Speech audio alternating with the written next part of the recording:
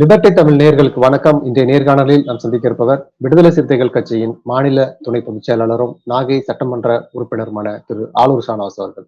வணக்கம். வணக்கம்.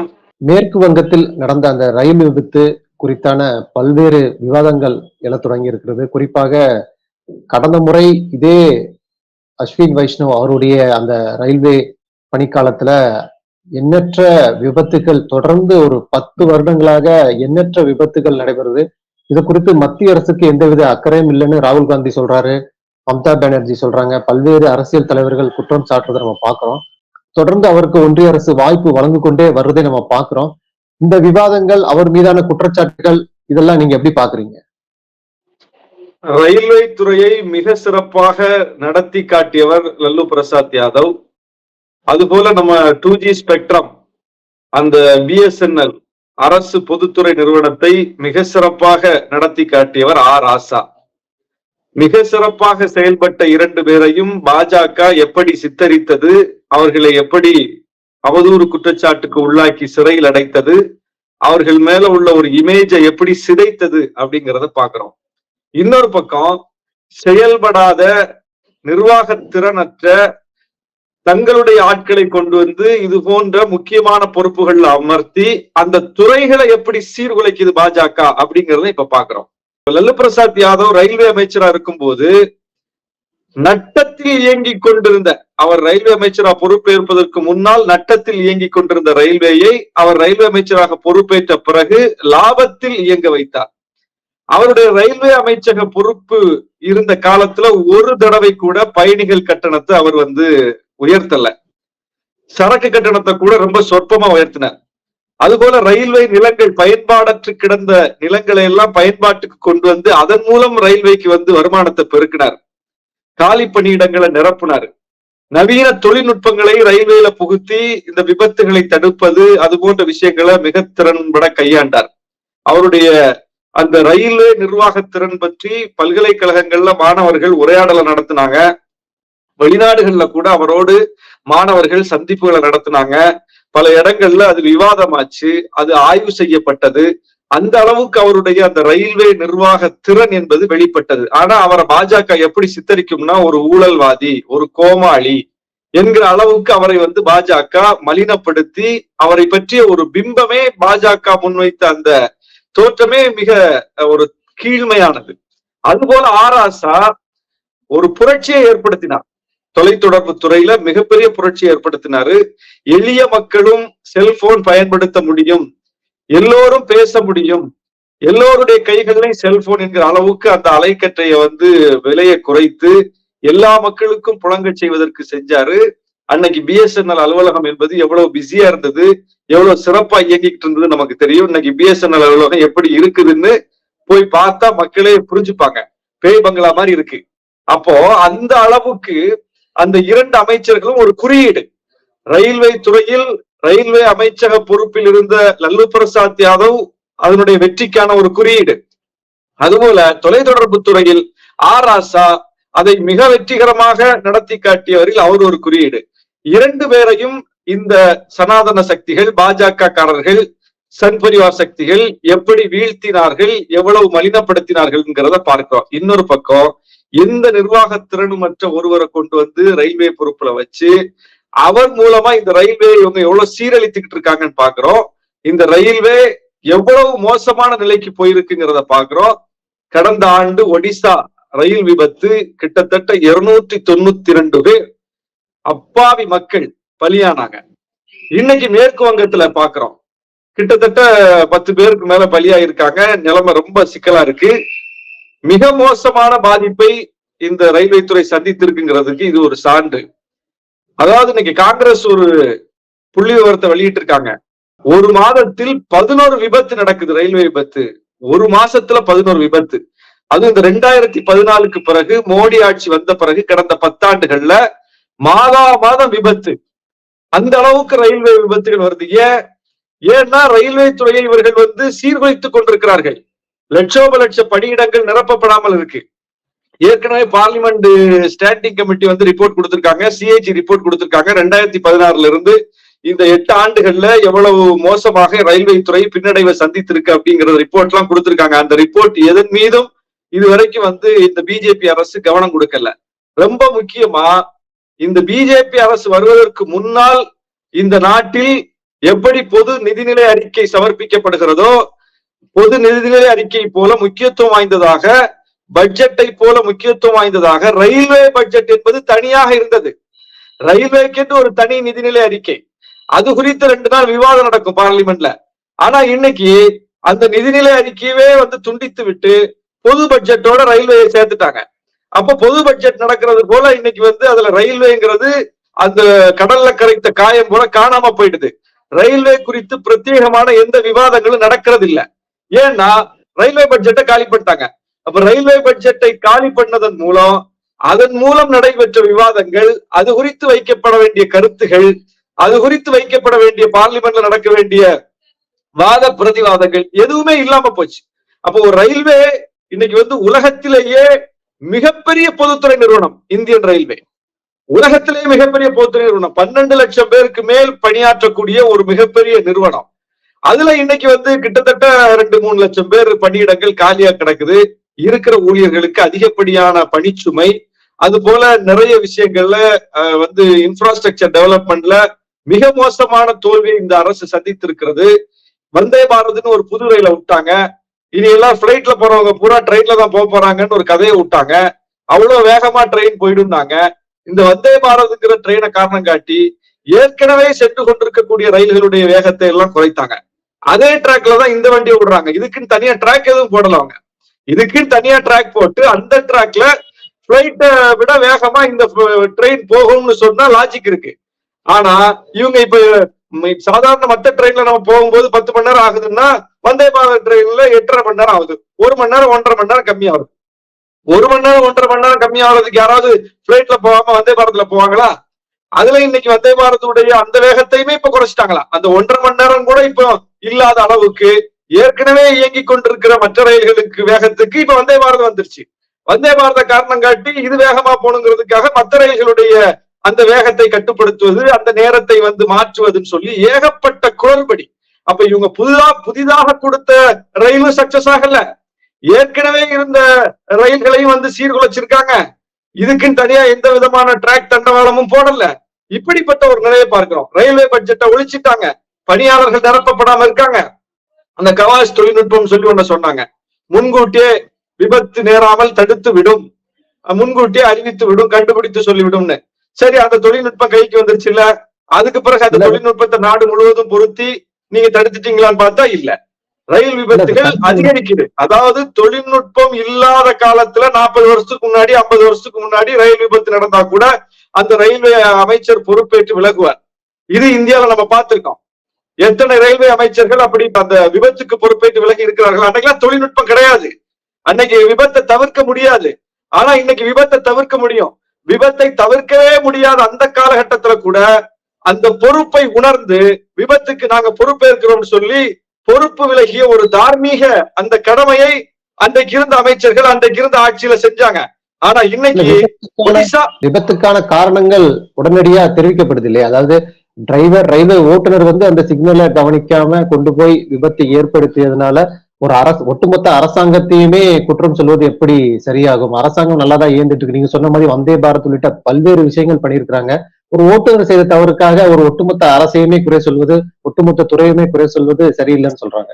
மனித தவறுகள் நிகழும், மனித பிழை இல்லாமல் எந்த ஒரு செயலும் நடக்காது. எல்லா இடத்துலயும் தவறுகள் நிகழும்.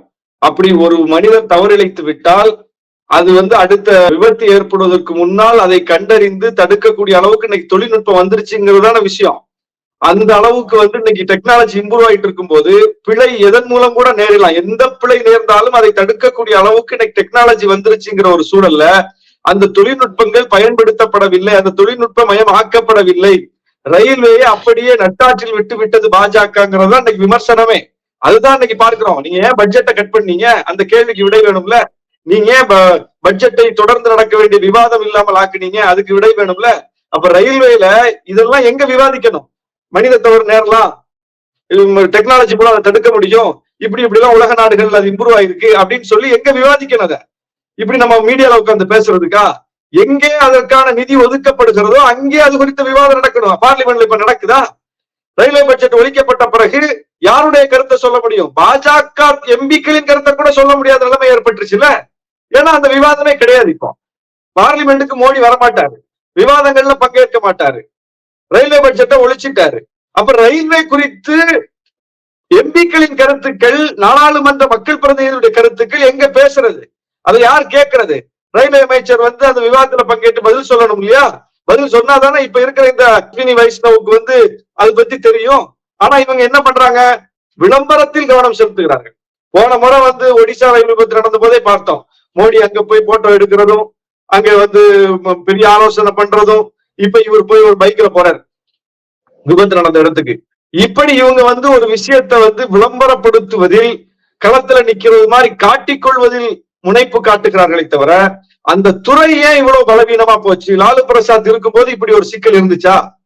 நட்டத்துல இயங்கிய துறை தானே. நட்டத்தில் இயங்கிய துறையை லாபத்துல கொண்டு வந்தார். எப்படி கொண்டு வர முடிந்தது அவரால்? இன்னைக்கு நீங்க லாபம் ஈட்டக்கூடிய ஒரு துறையாக உங்கள்கிட்ட ஒப்படைக்கப்பட்டதை இன்னைக்கு இந்த அளவுக்கு கொண்டு தெருவில் நிறுத்திருக்கீங்க. ஏன்? ஏற்கனவே நீங்க எல்லாத்தையும் தனியார் மயமாக்கிட்டு இருக்கீங்க. எல்லா துறைமுகங்களும் அதானிக்கு போயிருச்சு, எல்லா ஏர்போர்ட்டும் அதானிக்கு போயிருச்சு. இப்ப இன்னைக்கு ரயில்வே உங்க கண்ணை உறுத்திக்கிட்டு இருக்கு. ஏற்கனவே இதுலயும் தனியார் ரயில் விடுறதுக்கு நீங்க அனுமதிச்சிட்டீங்க. எஞ்சி இருக்கக்கூடிய இந்த பொதுத்துறை ரயில்களையும் தனியாரிடம் ஒப்படைப்பதற்கு, அதானியிடம் ஒப்படைப்பதற்கு இப்படிப்பட்ட நிர்வாக சீர்கேடுகளை காரணம் காட்டி எங்களால முடியாது, இது அவங்கள்ட்ட கொடுத்தா சிறப்பா செய்வாங்கன்னு சொல்லி எப்படி ஏர்போர்ட்டை கொடுத்தீங்களோ, துறைமுகத்தை கொடுத்தீங்களோ, அந்த வரிசையில கொண்டு போய் இந்த ரயில்வேயையும் பொதுத்துறை நிறுவனத்தையும் கொடுப்பதற்கு மோடி அரசு காத்து கொண்டிருக்கிறது, துடித்துக் கொண்டிருக்கிறது. எல்ஐசியவே கொடுத்துட்டாங்களே. எல்ஐசியில தனியார் மையத்தை அனுமதிச்சு இன்னைக்கு பங்குகளை விற்பனை செய்யக்கூடிய நிலை வந்துருச்சு இல்ல. மொத்தமா எல்ஐசிய கூறு போட்டு விற்கிறதுக்கு துடிச்சுக்கிட்டு இருக்காங்கல்ல. எல்ஐசியில என்ன பிரச்சனை? எல்ஐசி நட்டத்துல இயங்குதா? எல்ஐசியால எதுவும் நாட்டுக்கு பிரச்சனையா? எல்ஐசியால நாட்டுக்கு எதுவும் இழப்பா? நாட்டு பொருளாதாரத்துக்கு எல்ஐசியால எதுவும் பாதிப்பா? நாட்டு பொருளாதாரத்துக்கு சிக்கல் வந்தா கூட காப்பாற்றக்கூடிய அமைப்பாக எல்ஐசி இயங்கிக்கிட்டு இருக்கு. அப்படிப்பட்ட ஒரு வெற்றிகரமான நிறுவனத்தை, பொதுத்துறை நிறுவனத்தை ஏன் தனியார் கொண்டு விடணும்? அதுல ஏன் தனியார் அனுமதிக்கணும்? அந்த பங்குகளை ஏன் வித்து அந்த எல்ஐசியை ஊத்தி மூடுறதுக்கு பார்க்கணும்? அப்ப நல்லபடியாக இயங்கக்கூடிய ஒரு நிறுவனத்தையே நாசமாக்கக்கூடியவர்கள் இந்த இவ்வளவு சிக்கல் உள்ள ரயில்வேயை எப்படி நடத்துவாங்க? அப்ப ரயில்வேயை ஊத்தி மூடுவதற்கு திட்டமிடுகிறார்கள் என்பதுதான் இதுல இருந்து தெரியுது. இது ஒரு விபத்து, 2 விபத்துனா நீங்க சொல்ற மாதிரி மனித பிழை நடந்துருச்சுன்னு சொல்லலாம். இப்படி அடிக்கடி விபத்தா? அடிக்கடி விபத்து நடந்ததுக்கு ஒரு அமைச்சர் பொறுப்பேற்க மாட்டாரா? நீங்க எதுக்குதான் பொறுப்பேற்பீங்க? மணிப்பூர் 1 வருஷமா பற்றி எரியுது, இதுவரைக்கும் மோடி போகல. ரயில்வே விபத்து அடிக்கடி நடந்துகிட்டு இருக்கு, இதுவரைக்கும் அந்த அமைச்சர் ஒரு முறை கூட பதவி விலகல. சரி, போன முறை இவ்வளவு பெரிய விபத்து, உலகத்திலேயே இந்தியாவையே உலுக்கிய ஒரு மிகப்பெரிய விபத்து ஒடிசா விபத்து, அதுக்கு பிறகு அந்த அமைச்சர் பதவி விலகணும், பதவி விலகல. அதுக்கு பிறகு இப்ப 2ஆம் முறை 3ஆவது முறை உங்க ஆட்சி வருது, திரும்பவும் அவருக்கே பொறுப்பை கொடுக்குறீங்க. அப்ப எவ்வளவு ஆணவத்தினுடைய வெளிப்பாடு இது? கொஞ்சம் கூட மக்கள் பிரச்சனைகளை நாங்க மதிக்க மாட்டோம், அது குறித்து மக்களுடைய குரலுக்கு நாங்க செவிசாய்க்க மாட்டோம், நான் செய்யறதுதான் செய்வேன் என்று சொல்லி செய்யக்கூடிய ஒரு மனநிலையின் வெளிப்பாடுதான் இவ்வளவு நிர்வாக குளறுபடி புகார்கள், இவ்வளவு சிக்கல்கள், அடிக்கடி பிரச்சனைகள் வரக்கூடிய துறையாக இந்த ரயில்வே துறையை இன்னைக்கு மாற்றி இருக்கிற இந்த அமைச்சருக்கே மீண்டும் கொண்டு பொறுப்பை கொடுக்குறீங்க.